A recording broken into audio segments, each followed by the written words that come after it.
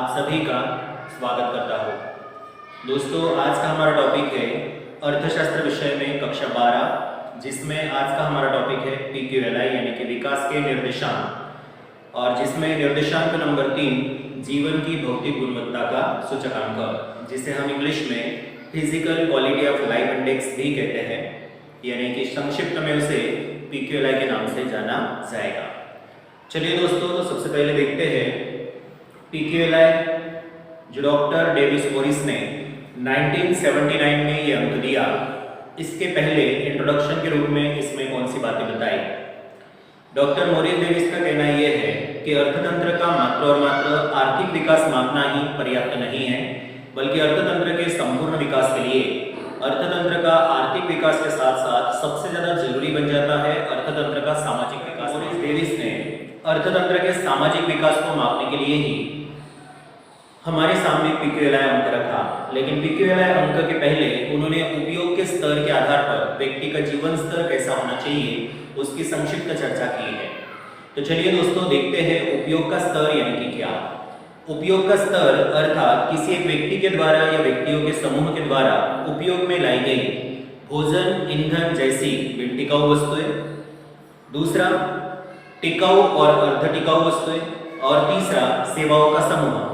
संक्षिप्त में कहे तो टिकाऊ और नाशवान चीजों के अलावा सेवाएं, इन सभी का कॉम्बिनेशन जो मनुष्य को जीवन यापन करने के लिए बहुत जरूरी है। ऐसी चीजों का व्यक्ति एक वर्ष की समयावधि में जितना उपयोग करता है वो स्तर अर्थात उपयोग का स्तर। यदि व्यक्ति टिकाऊ वस्तु, नाशवान वस्तु और सेवाओं का अधिक से अधिक उपयोग करे और अपनी आवश्यकता पूर्ण करे तो उस व्यक्ति का जीवन स्तर उतना ही ऊंचा माना जाएगा, ऐसा डॉक्टर मोरिस डेविस का कहना है। तो मित्रों, जैसे कि आप यहाँ पर देख पा रहे हो, उपयोग के स्तर को ही उन्होंने जीवन स्तर कहा, और उन्होंने एक बात यही हमें कही कि यदि उपयोग का स्तर ऊंचा हो तो जीवन स्तर ऊंचा होगा, और जिस देश के लोगों का जीवन स्तर जितना ऊंचा होगा उतना ही वो देश आर्थिक विकास की प्रक्रिया में भी ऊंचा माना जाएगा। मित्रों, जीवन स्तर ऊंचा, इसका अर्थ ही PQLI ऊंचा, और PQLI ऊंचा तो देश का विकास भी उतना ही ऊंचा माना जाएगा। अब प्रश्न निर्माण ये होता है कि आखिर जीवन स्तर को प्रभावित करने वाली या जीवन स्तर को ऊंचा करने वाली ऐसी कौन कौन सी बातें हैं। तो डॉक्टर मोरिस डेविस ने ऐसी टोटल 10 बातें बताई, जिसमें शिक्षा, औसत आयु, बाल मृत्यु दर, स्वास्थ्य की सेवाएं, ड्रेनेज की सेवा, पीने का शुद्ध पानी, ऊर्जा यानी कि बिजली की सेवाएं, संदेश व्यवहार की सेवाएं, परिवहन की सेवाएं, मनोरंजन की सेवाएं, ऐसी कुल 10 सेवाओं का वर्णन किया, और इन सेवाओं को प्राप्त करने वाले वर्ग का जीवन स्तर ऊंचा माना जाएगा। डॉक्टर मोरिस डेविस ने ये जितनी भी चीजें बताई जो PQLI में उन्होंने समावेशित की है, इन सभी चीजों का मूल्य उन्होंने रखा 100 में ही PQLI को मापा जाएगा। चलिए दोस्तों, इसके बाद हम बढ़ते हैं PQLI के घटक। PQLI के घटकों में डॉक्टर मोरिस डेविस ने मात्र 3 घटकों की ही चर्चा की। उसके पीछे का सबसे बड़ा कारण तो यही है कि हम चाहते हुए भी प्रत्येक देशों में ये 10 की 10 सुविधाएं उपलब्ध नहीं करवा सकते, और यदि किसी देशों में 10 की 10 सुविधाएं उपलब्ध ना हो, बल्कि किसी देश में 8 सुविधाएं पाई गई तो किसी देश में 7 ही सुविधाएं पाई गई, कुछ देश में पीने का पानी शुद्ध नहीं पाया गया तो कुछ देश में स्वास्थ्य की सेवाएं नहीं पाई गई। अब यदि हम कंपैरिजन करेंगे अलग अलग देशों का, तो जिन देशों में ये सारी सुविधाएं अवेलेबल न हो और किसी दूसरे देश में यदि ये सारी सुविधाएं अवेलेबल होती है, तो आखिर उस देश का, जिस देश में सुविधाएं नहीं है, ऐसे देशों का कंपैरिजन कैसे करेंगे, यानी कि तुलना कैसे करेंगे।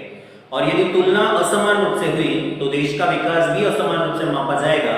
इसीलिए सरलता के लिए डॉक्टर मोरिस डेविस ने मात्र इन 10 में से 3 घटकों को ही PQLI में समावेशित किया, और वो 3 घटक में सबसे पहला घटक है शिक्षा का प्रमाण, दूसरा घटक है अपेक्षित आयु, और तीसरा है बाल मृत्यु दर।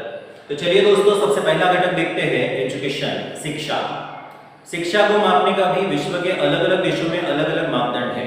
कुछ विकसित देशों में प्रौढ़ साक्षरता के आधार पर शिक्षा को मापा जाता है, जबकि भारत जैसे देशों में 6 वर्ष से अधिक उम्र के किसी भी व्यक्ति में शिक्षा का प्रमाण मापा जाएगा। कहने का अर्थ यह है कि भारत देश के लिए जिसकी उम्र 7 वर्ष या उससे अधिक उम्र का व्यक्ति हो, और यदि उसे अक्षर ज्ञान मिला, यानी कि वो कोई भी एक भाषा अच्छी तरह से लिख पढ़ सकता है, तो उसे हम साक्षर कहेंगे। वही अलग अलग देशों में, जहां विकसित देशों में 15 वर्ष या उससे अधिक उम्र के व्यक्तियों में साक्षरता मापी जाती है और वहां 7 वर्ष के लिए यानी कि 7 वर्ष के बालकों की साक्षरता को ध्यान में नहीं लिया जाता। तो दोस्तों इस तरह से हम कह सकते हैं कि भारत देश के लिए साक्षरता 7 वर्ष या उससे अधिक उम्र का कोई भी व्यक्ति जिसे एक भाषा अच्छी तरह से लिखनी पढ़नी बोलनी आती हो तो वो व्यक्ति भारत देश में साक्षर व्यक्ति माना जाएगा। ये प्रमाण वर्तमान समय में 82% है। वही दूसरा घटक जो है PQLI का वो है अपेक्षित आयु। बालक के जन्म समय की अपेक्षित उम्र को अपेक्षित आयु का नाम दिया गया, अर्थात बच्चा आने वाले समय में औसतन कितने वर्ष तक जीवित रहेगा ऐसी अपेक्षा को अपेक्षित आयु के नाम से जाना जाता है। यदि किसी देश की अपेक्षित उम्र ऊंची हो तो इसका सरल अर्थ यह होता है कि उस देश में स्वास्थ्य विषयक सेवाएं बेहतर पैमाने पर मिल रही है। तो एजुकेशन और दूसरा पॉइंट जो है वो है औसत आयु। औसत आयु से देश की स्वास्थ्य विषयक सेवाओं का अंदाजा लगता है। हमारे देश का औसत उम्र लगभग 69 ईयर है, यानी कि भारत देश में औसतन व्यक्ति 69 वर्ष 69 ईयर तक जीवन यापन कर रहा है। तीसरा घटक जो PQLI का है वो है बाल मृत्यु दर। प्रति 1000 जीवित जन्मे बालकों में से 1 वर्ष की आयु पूर्ण करने से पहले ही मृत्यु प्राप्त करने वाले बालकों का प्रमाण अर्थात बाल मृत्यु दर। बाल मृत्यु दर भी स्वास्थ्य विषयक सेवाओं पर ही निर्देशित करता है। यदि किसी देश का बाल मृत्यु दर नीचा हो तो इसका अर्थ यह हुआ कि वहां स्वास्थ्य विषयक सेवाएं बेहतर मिल रही है। हमारा भारत देश में स्वास्थ्य विषयक सेवाओं में दिन ब दिन प्रतिदिन बढ़ोतरी होने के बावजूद भी अभी भी कुछ ग्रामीण विस्तारों में और कहीं कहीं पर शहरी विस्तारों में भी स्वास्थ्य विषयक सेवाओं का उतना अधिक व्याप नहीं दिखाई देता, जिसके कारण बाल मृत्यु दर का प्रमाण ऊंचा पाया जाता है। हालांकि हम कह सकते हैं कि पहले के समय में यानी कि जिस समय हमें आजादी मिली उस समय प्रति 1000 जीवित जन्मे बालकों में से 1 वर्ष की आयु पूर्ण करने से पहले लगभग 150 बच्चे 150 बच्चे डेथ कर जाते थे। वहीं वर्तमान समय में इनका आंकड़ा घटकर मात्र 31 जितना रहा है। तो देश में स्वास्थ्य विषयक सेवाओं में सुधार हुआ ऐसा हम कह सकते हैं, लेकिन अन्य देशों के कंपैरिजन में आज भी हमारे देश में बाल मृत्यु दर का प्रमाण ऊंचा ही है। पड़ोसी देश चाइना का यदि हम एग्जांपल ले तो चाइना इतनी बड़ी विशाल जनसंख्या वाला देश होने के बावजूद भी स्वास्थ्य विषयक सेवाएं वहां पर पर्याप्त पैमाने पर मिल रही है, जिसके कारण मात्र 13 से 15 बच्चों के बीच में ही औसतन वहां के बच्चे 1 वर्ष की आयु पूर्ण करने से पहले डेथ कर रहे हैं। यह आंकड़ा भारत में दुगना है, लगभग 32 जितना। तो ये 3 घटक PQLI के घटक हैं। PQLI के सूत्र की बात करें दोस्तों तो इन 3 घटकों का योग करके उसे 3 से भाग लगाएंगे तो देश का PQLI मिल जाएगा। जैसे कि आप यहां देख पा रहे हो, PQLI सबसे पहले शिक्षा का अनुपात लिया गया है 82, अपेक्षित आयु की उम्र ली गई है 69 और बाल मृत्यु दर का प्रमाण लिया गया है 31/3 इक्वल टू 60.67।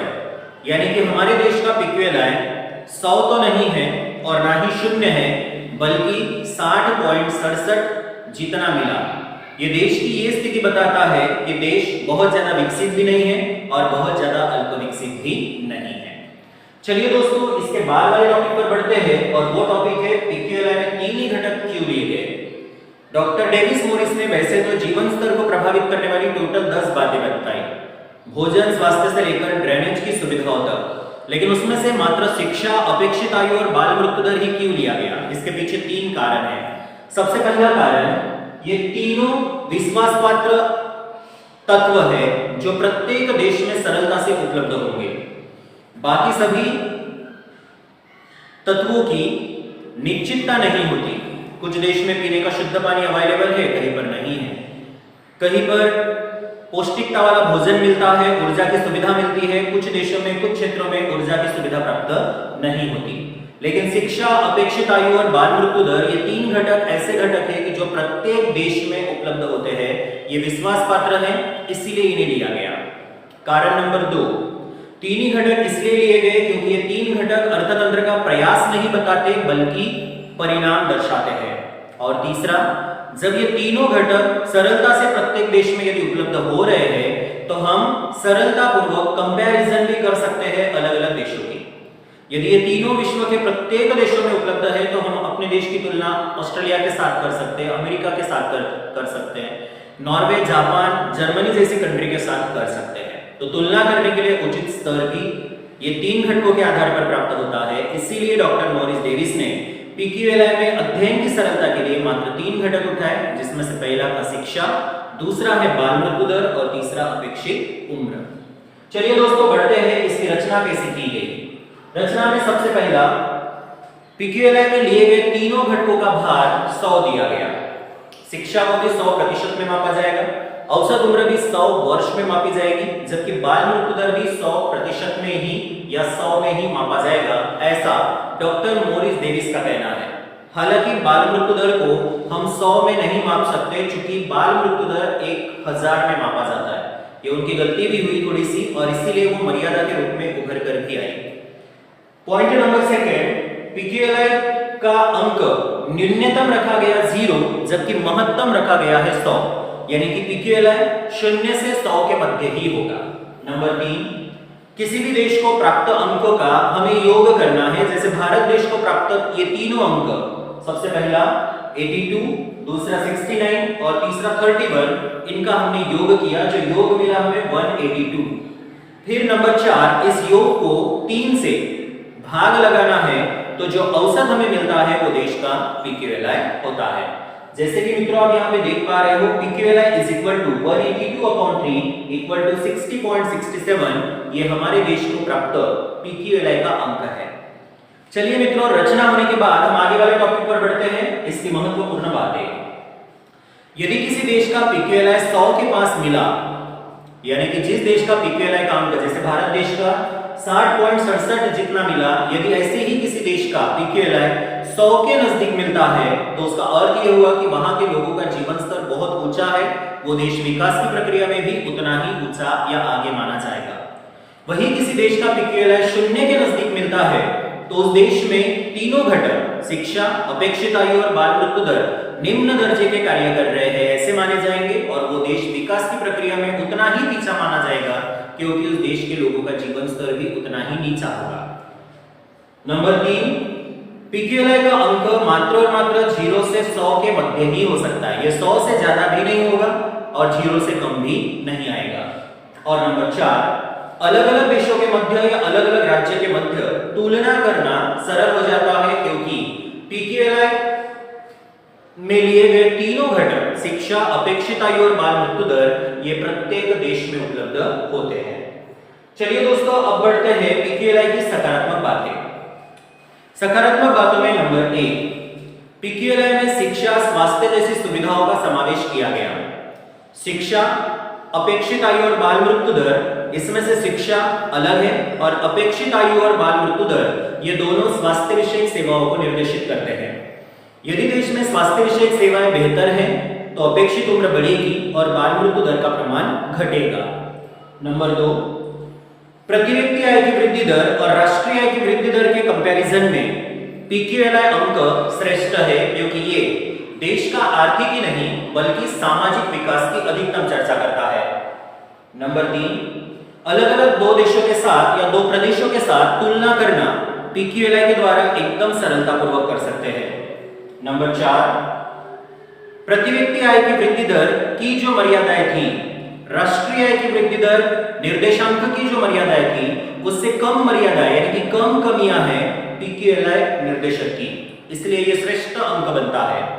और नंबर 5, ग्रामीण और शहरी क्षेत्र में स्त्री पुरुष के मध्य भी यदि पीक्यूएलआई के आधार पर तुलना करनी हो, तो वो भी हम सरलता से कर सकते हैं, क्योंकि प्रत्येक देश में पीक्यूएलआई के तीनों घटक उपलब्ध होते हैं। ये 3 घटक है, सबसे पहला शिक्षा, दूसरा अपेक्षित आयु और तीसरा बाल मृत्यु दर। दोस्तों सकारात्मक बातें होने के बाद हमें लास्ट वाले टॉपिक पर बढ़ना है, और वो है पीक्यूएलआई की नकारात्मक बातें, यानी कि पीक्यूएलआई की मर्यादाएं। इसकी कमियां क्या क्या रही? तो टोटल कमियां है इसकी 5, जिसमें से सबसे पहली कमी, पीक्यूएलआई के आधार पर किसी भी देश का विकास सचोट रूप से नहीं माप सकते, क्योंकि इसमें मात्र 3 ही घटक लिए गए। हालांकि मॉरिस डेविस ने ही खुद बताया था कि जीवन स्तर को प्रभावित करने वाली कुल 10 बातें अवेलेबल हो, तो उस देश के लोगों का जीवन स्तर ऊंचा होता है। अब उसमें से मात्र 3 बातों के आधार पर ही हम ये नहीं कह सकते कि देश विकास की प्रक्रिया में आगे बढ़ रहा है। नंबर 2, PQLI एक औसत माप है, जैसे कि इसका सूत्र ही है PQLI बराबर शिक्षा का अनुपात प्लस अपेक्षित आयु का अंक प्लस बाल मृत्यु दर का अंक बटा 3। नंबर से भाग लगाने पर जो औसत आंकड़ा मिलेगा वो औसत देश की वास्तविक स्थिति नहीं बताता, और यदि वास्तविक स्थिति को नहीं बताता तो उसके आधार पर हम योग्य निर्णय नहीं ले सकते, यानी कि PQLI योग्य निर्णय नहीं ले सकता। नंबर 3, यदि किसी देश का PQLI ऊंचा हो तो उस देश का विकास भी ऊंचा ही होगा, ऐसा जरूरी नहीं।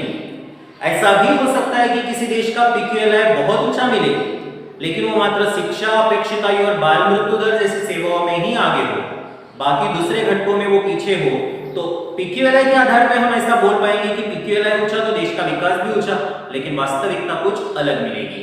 ऐसा हो सकता है कि किसी देश का PQLI ऊंचा हो किंतु उस देश का विकास का दर जो है वो ऊंचा होने के बजाय नीचा रहे। नंबर 4, तीनों घटकों को डॉक्टर मॉरिस डेविस ने 100 का भार दिया।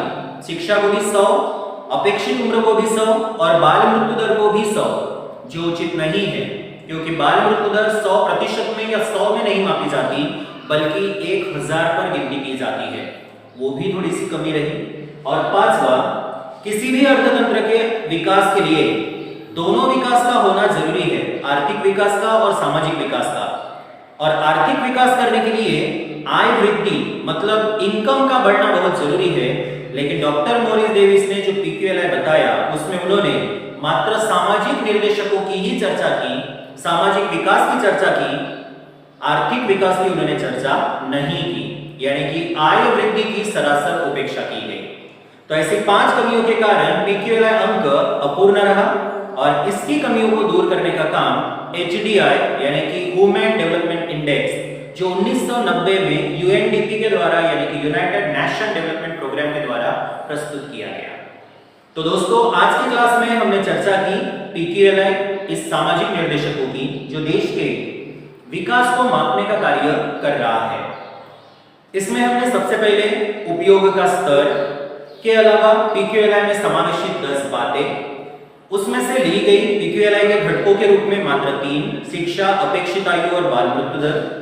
उसके बाद में हमने PQLI का सूत्र देखा, फिर PQLI में 3 ही घटक क्यों उठाए गए उसके कारण देखे, PQLI की महत्वपूर्ण बातें, PQLI की सकारात्मक बातें और PQLI की मर्यादाओं की चर्चा आज की क्लास में हमने